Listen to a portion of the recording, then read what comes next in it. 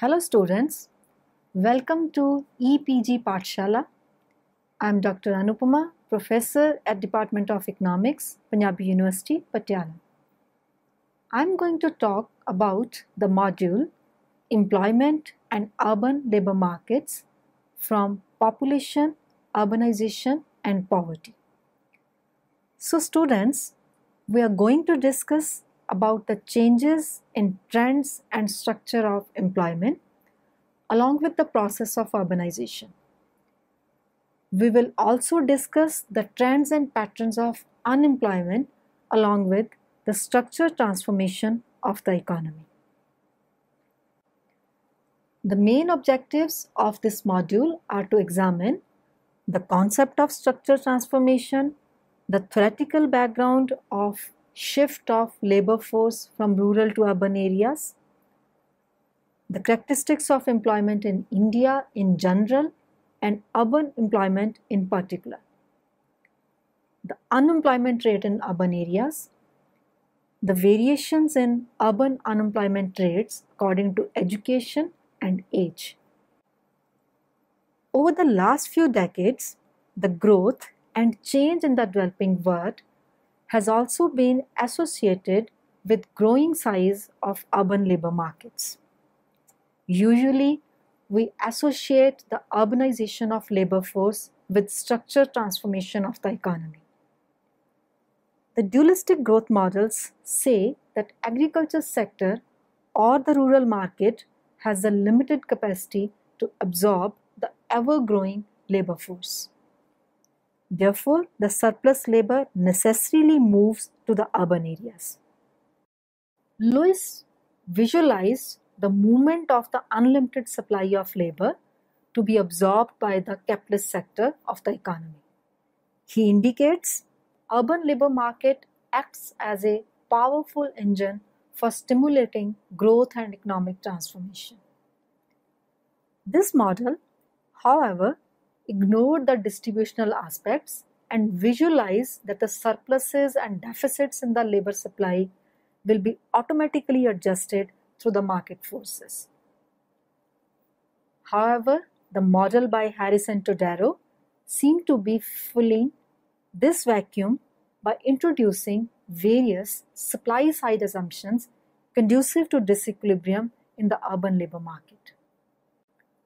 This model argues that if increases in labor supply are greater than the urban demand, there will be an increase in urban unemployment or informal employment, and the stock of the unemployed and underemployed may be quite large before some sort of equilibrium is reached. This model inspired the contemporary research to focus upon the urban labor market and the implications of its dualism. The subsequent theories put forth the idea of wage rigidity in the urban markets and existence of a less accessible, more favored urban modern sector and easily accessible but low-paid informal sector. However, it was assumed that employment in the informal sector would only be transitory in nature and would provide a training ground for the workers who would be absorbed by the modern informal sector after some time. Therefore, it is important here to look at a few theoretical considerations of the employment in urban areas. Lewis started with the assumption of the unlimited supply of labor in the countries where population is so large relative to capital and natural resources that there are large sectors of the economy where the marginal productivity of labor is negligible, zero or even negative. This indicates that this pool of workers can be used in productive sectors of the economy at no addition in real cost. The subsistence wages at which the surplus labor is available for employment is determined by the cost of subsistence and is equal to the average product per man in subsistence agriculture plus a margin. Lewis further states that in such an economy, employment expands in a capitalist sector as capital formation occurs, and this results in rising share of profits in national income. Therefore, as capitalist sector expands, profits grow relatively, an increasing proportion of income is reinvested, resulting in increase in income and employment in the economy. Thus, according to Lewis, the growth of the economy is synonymous with growth of investment and employment in the capitalist sector. Since in a dual economy, the capitalist sector is mainly located in urban areas, we can easily fit in the Lewisian framework to urban labor markets in developing countries. However, in this sector, the workers will be employed up to the point where the marginal productivity of labor equals the current wage rate. This is illustrated in figure 1. The horizontal axis measures the quantity of labor, the vertical axis its marginal product.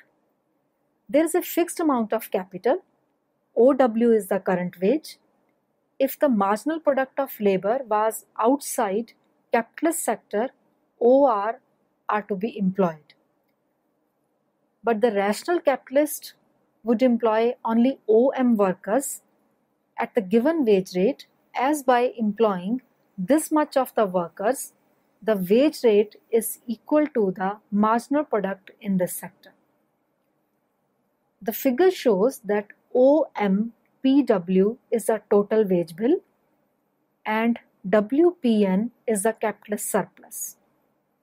The workers outside this sector, that is beyond point M, earn what they can in the subsistence sector of the economy. The key to the development process and the absorption of additional labor force by the capitalist sector depends upon the reinvestment by the capitalist sector. As it is reinvested, the capitalist sector expands, taking more people into capitalist employment out of the subsistence sector. The surplus is then larger, lending to more capital formation and more employment in the capitalist sector, and so the process continues under the labor process disappears. This process is shown in figure 2. In figure 2, OS are the average subsistence earnings and OW is the wage rate in the capitalist sector. WN1 Q1 represents the surplus in the initial stage. Since some of this is reinvested, the amount of fixed capital increases. Hence, the schedule of the marginal productivity of labor is now raised to the level of N2 Q2. Both the surplus and capitalist employment are now larger. Further, reinvestment raises the schedule of marginal productivity of labor to N3 Q3, and the process continues so long as there is surplus labor. Thus, this model states that the employment in the capitalist sector can be raised by reinvestment of surplus in the capitalist sector, or say urban sector in the current framework. Harris-Todaro model explains some issues of rural-urban migration. This migration happens in case when expected urban income is higher than the rural wages. In this case, the economy may have higher rates of unemployment. The equilibrium condition of this model is when expected urban wage is equal to the rural wage. A brief description of this model is as follows. This model is based upon some general assumptions. This assumes that there are two sectors. One is the urban sector or the manufacturing sector. Another is the rural sector, which represents agriculture. The second assumption is regarding rural-urban migration, which says that migration occurs when urban real wages exceed real agricultural product. There is no marginal cost. There is perfect competition into the economy. The Cobb-Douglas production function operates. This model is actually a static approach. This model shows that there is low risk aversion. This model states that the migration of the workers to the urban labor market is a function of real difference in wages that largely depends upon the nominal difference in rural and urban wages and probability of getting a job in the urban areas. In many developing countries, the wages in the city, even adjusted for cost of living, can greatly exceed wages in rural areas. However, workers who migrate to the cities are not employed for sure, as there are fewer jobs than applicants for them. Therefore, the probability of getting a job is equal to lambda into n divided by S minus n. Here, S is total urban labor supply and n shows number of employed workers. Further, the real difference in wages, that is D, depends upon the probability of getting job, that is pi, rural wages, that is R, and urban wages, W. And this can be represented as D is equal to W into pi minus R. This real difference is the decisive factor behind migration decision. People go on migrating until this real difference disappears. This can be understood with help of figure 3. In figure 3, there are two sectors, agriculture and manufacturing. Each sector has a specific factor, that is agriculture, which is a function of land, manufacturing, which is a function of capital, and labor, which is mobile between these two sectors. In this model, we assume that prices of agricultural and manufacturing goods are constant. The horizontal axis shows total labor force. The marginal product curves are LL dash for agriculture, MM dash for manufacturing. O star W is the fixed minimum wage in manufacturing, and corresponding employment is given at NO star.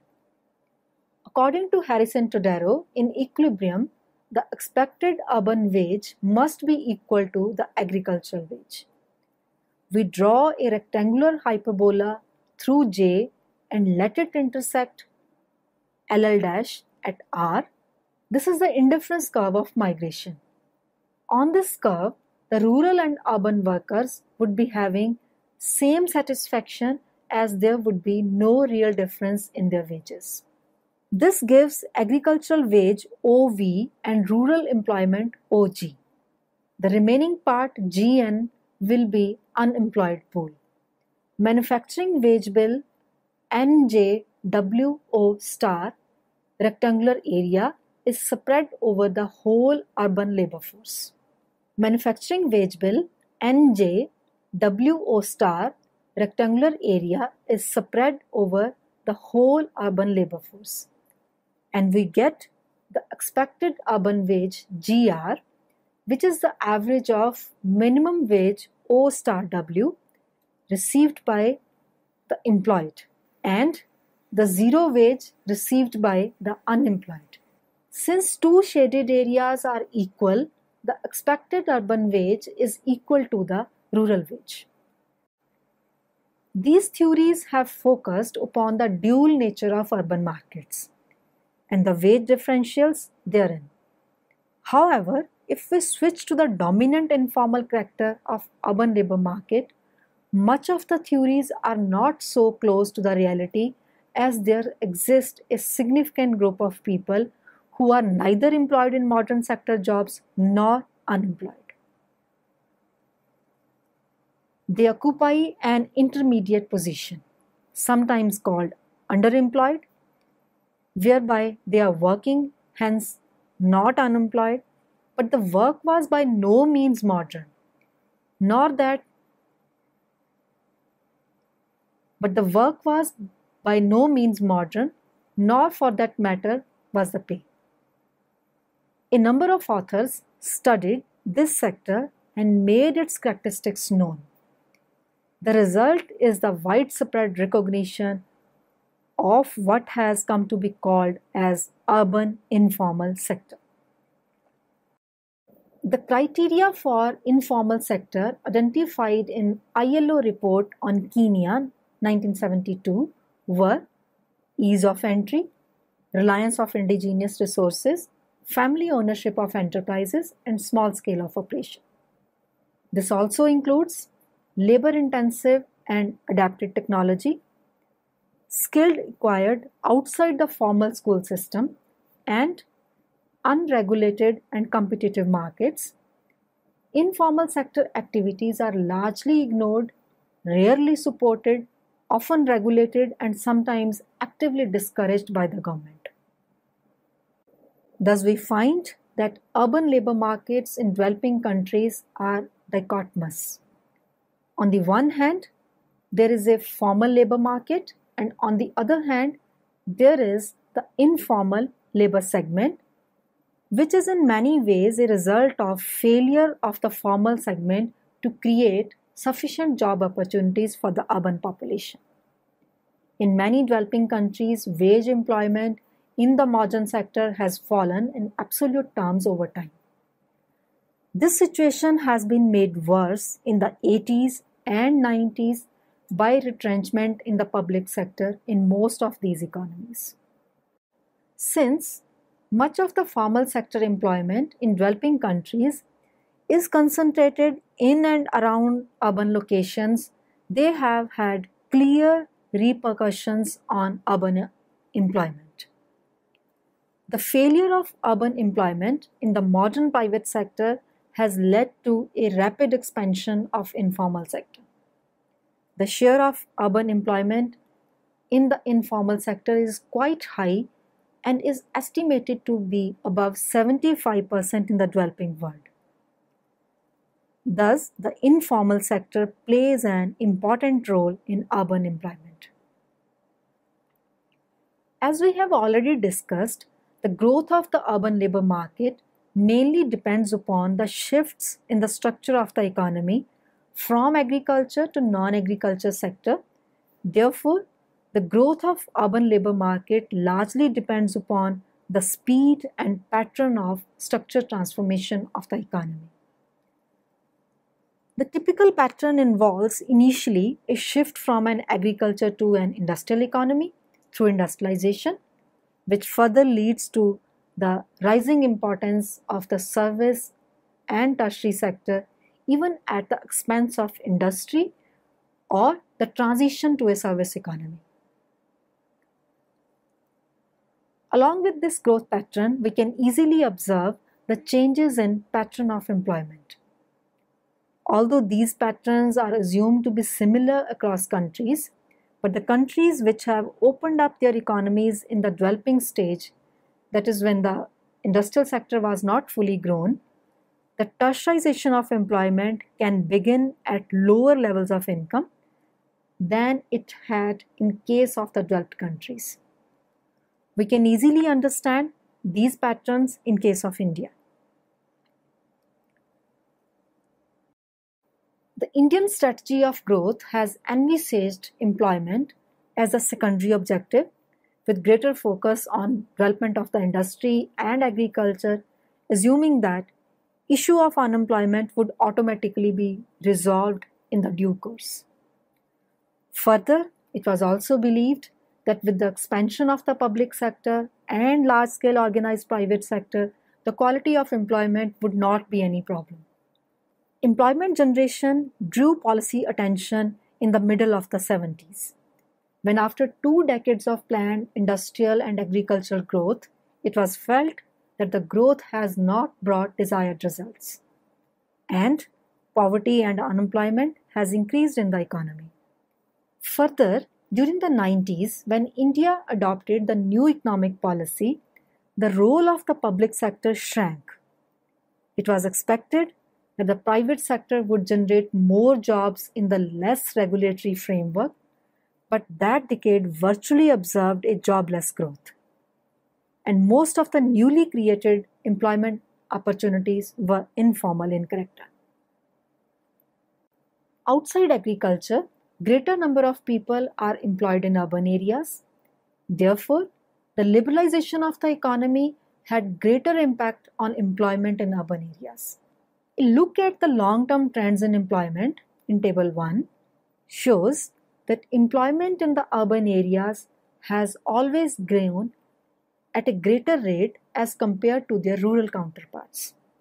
During 1999-2000 to 2009-10, the growth of employment in urban areas was 3.10% per annum as compared to only 0.96% in rural areas. It can also be observed that the growth of employment in the secondary sectors is higher than that of the other sectors during the decade 1999-2000 to 2009-10.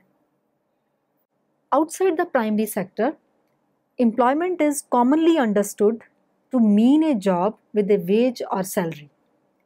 In India, major part of employment, however, consists of self-employment. Even though the share of this category in total employment has been declining, as is expected in the process of modern economic development, it still accounts for majority of the workers. This category is very heterogeneous as it includes not only the employers and working owners but also the unpaid family workers. For these workers, since there is no employer-employee relationship, the earnings are likely to fluctuate with slightest of the fluctuation in the market. Although high income earning group, the professionals, the doctors, businessmen are also included in this category, but a large majority includes the persons having own farm, small enterprise and family labor. Therefore, for an average person, in terms of quality of employment, self-employment is only second to the regular wage work. Hence, the regular wage is found to have the best score. It generally provides regularity and stability of employment, relatively better earnings, job security, and social security. Casual labor category is the worst in these terms.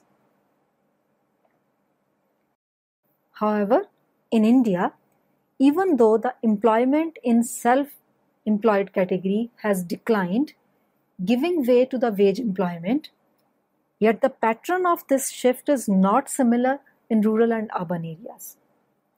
In rural areas, a greater proportion of the workforce has shifted to casual workers, while in urban areas, this is more towards the regular employment. Urban areas have a greater share of their workers in regular employment as compared to rural ones. And these differences are quite remarkable as Table 2 shows that in 2009-10, the share of regular workers in rural areas was 7.3% only as compared to 41.4% in the urban areas. On the other hand, the casual employment in the urban areas is just half of the share in the rural areas in the same category. This indicates a relatively better quality of employment in urban areas as compared to the rural ones.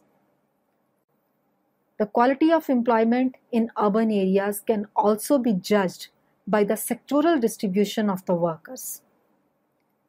It has been observed that although the workforce has been shifting itself from primary activities to secondary and tertiary activities, yet this shift is rather slower in rural areas vis-a-vis the urban ones. Naturally, in urban areas, more workers are employed in secondary and tertiary sector. The rural-urban differences in the relative shares of these two sectors are quite remarkable in the year 2009-10. about 61% of male workers and 36% of the female workers in urban areas are employed in secondary activities, and about 32% of the male workers and 50% of the female workers are employed in the services. These ratios were only about 20 and 13% for males and females in secondary activities, and around 10% and 5% for males and females in tertiary activities in rural areas. Thus, urban areas provide better jobs as compared to the rural ones. But the quality of employment can only be judged from the employment outcomes.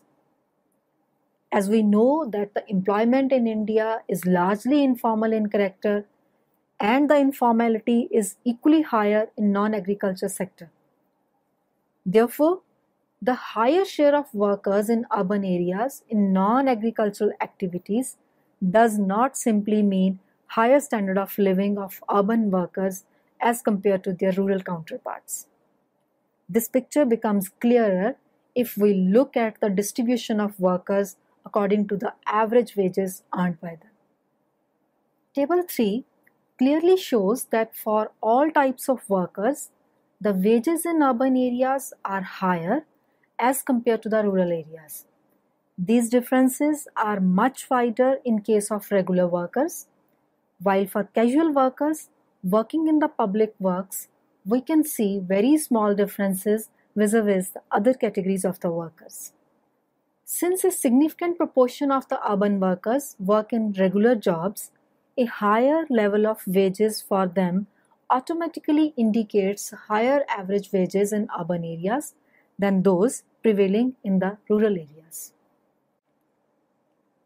Higher wages in urban areas should mean higher standard of living or lower poverty rates for the urban workers. But the cost of living is also higher in the urban areas as compared to the rural areas. Therefore, the difference in nominal wages may not be a true indicator of the difference in poverty rates. Moreover, only those laborers who have the access to job market are able to get the higher wages in urban areas. It is generally believed that the urban labor markets are less accessible to the poor categories of the labor force. Therefore, it is important to examine the work participation rate across various quintile groups in urban areas. The Ministry of Labour and Employment, in its second annual report to the people on employment in 2012, calculated the work participation rate according to the quintile groups. It divided the workers among the poorest, second poorest, middle, second richest, and the richest groups. A comparison of the rural and urban work participation rates according to the quintile groups has been shown in Table 5. The table shows that although the work participation rate in urban areas is lower than the rural areas, but the work participation rate among the poorest categories is not only lower than the rural counterparts, but it is also lower than the average work participation rate in the urban areas.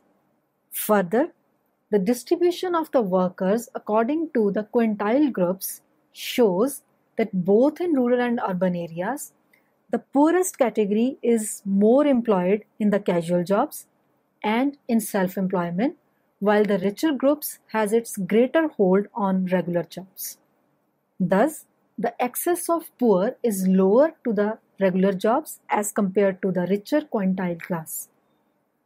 However, the urban markets seem to provide more regular employment opportunities to the poor classes as compared to the rural areas, where these scarce jobs become further scarcer for the poor workers.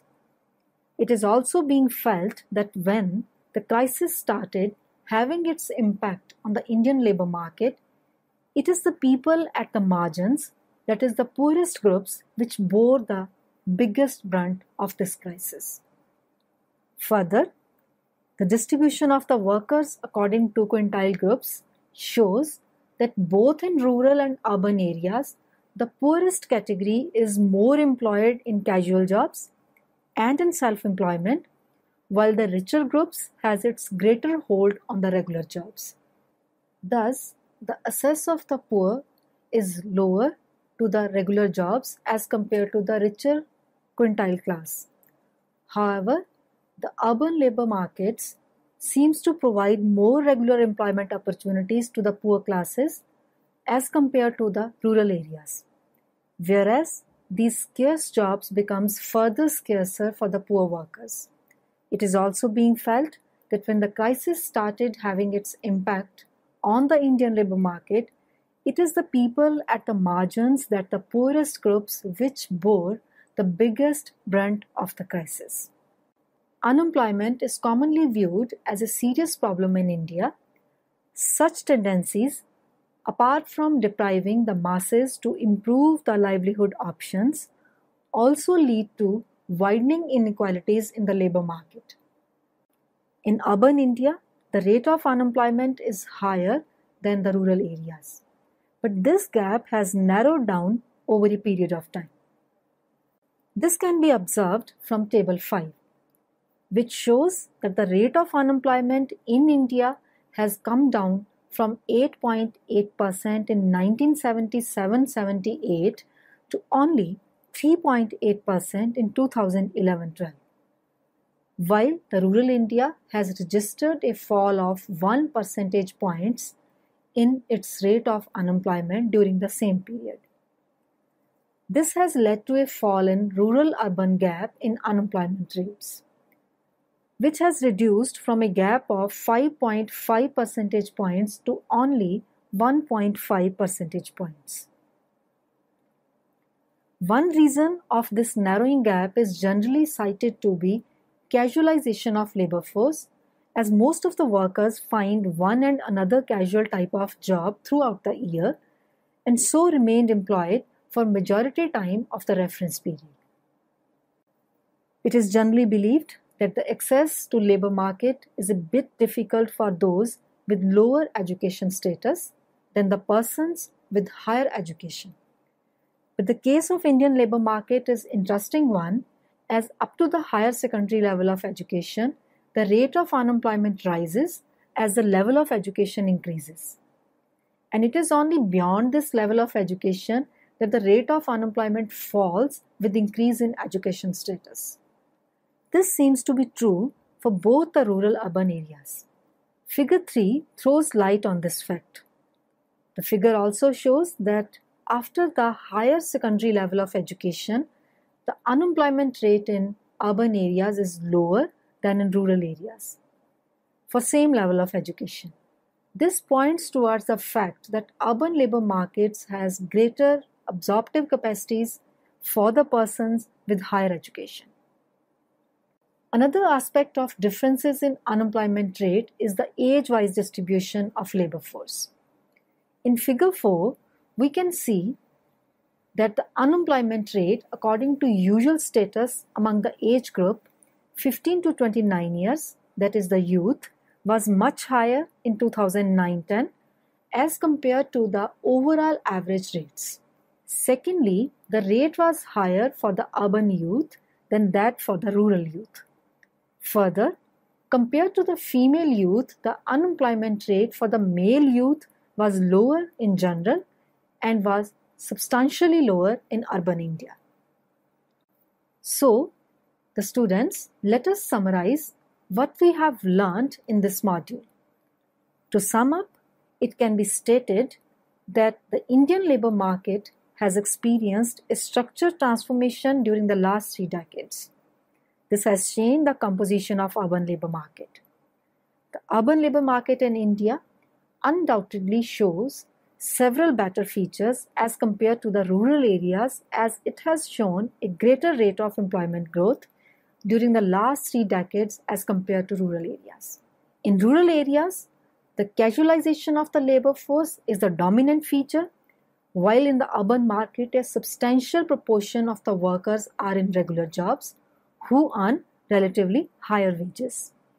Further, Dividing the labor force according to the quintile groups, again, the urban market seems to be less discriminatory as compared to the rural market. However, on the dimmer side, it is also being found that urban areas have higher rate of unemployment as compared to the rural areas. Further, the rate of unemployment among the persons with education below higher secondary and among the youth is much higher in urban areas as compared to the rural areas. This suggests that the urban labor market is less accessible for less educated and less experienced persons. Such differences need an elaborative research on causes and determinants of employment across various categories of the workers in urban areas. There are a number of direct and indirect ways in which the governments can expand entry into the labor market and improve the quality of jobs for the urban poor. These include support for health, education, and other services, as well as flexible migration controls. More direct measures include development of labor-intensive projects, greater encouragement to more productive self-employment opportunities, apart from providing social protection to the urban poor, and liberalizing rules for starting and running a business. It is important that city governments do not destroy jobs by overzealous regulation. Given the inherent difficulties in implementing diverse legislation, municipal and national governments tend to be selective or perhaps arbitrary in what they implement. They often respond to non-poor demands for city beautification or master planning approaches. They often respond to non-poor demands for city beautification or master planning approaches, but can damage the employment opportunities for the urban poor. Municipal governments need to acknowledge the importance of informal labor market to the urban poor and operate more tolerant policies.